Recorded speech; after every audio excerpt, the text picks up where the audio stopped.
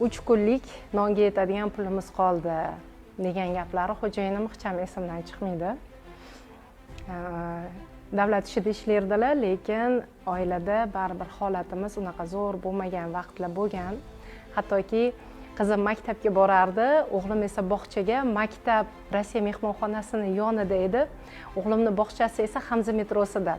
Qizimni tashlardilar-da, xo'jayinim marshrutka o'tirib, o'sha marshrutkada muqimiydan qayrilganlarda menga bitta gudok tashirdilar, ya'ni qo'ng'iroqni bitta telefon qilib qo'yardilar. Men olmas edim, chunki olsam pul ketardi shu darajada va o'sha marshrutka o'g'limni yugurgilab yetkazib olib chiqishim kerak bo'lardi, chunki tushsalar boshqa marshrutka chiqish kerak bo'lardi. Bu ham mablag' tomonidan bizga bilinardi o'sha paytda. Hattoki esimda bor, eng kelin bo'lib tushgan paytlarim oshxonamiz juda ham sovuq bo'lardi.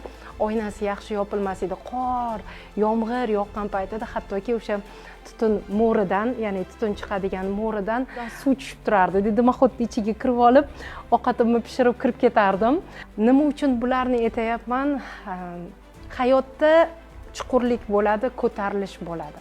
Mana shu chuqurlikda yigit va qiz, xotin bir-birini qo'llab-quvvatlashi va bir tomonga qarab harakatlanishi juda ham muhim. Ishonasizlarmi, o'sha paytda menda xayolimda hattoki ajrashib ketaman, menga yaxshiroq hayot kerak degan narsa bo'lmagan.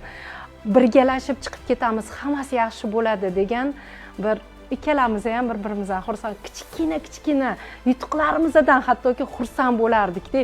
Qanaqadir uyga nimadir kichkina sotib olsak ham unga termulib bir-birimizdan xursand bo'lib, bir-birimizga minnatdorchilik bildirardik-da. Alhamdulillah, hozirda hammasi yaxshi. Uylarimni ichida hozir oshxonalarim eng zo'r mebellarni qilib berganlar. Nima uchun men buni aytayapman? Oila muqaddas.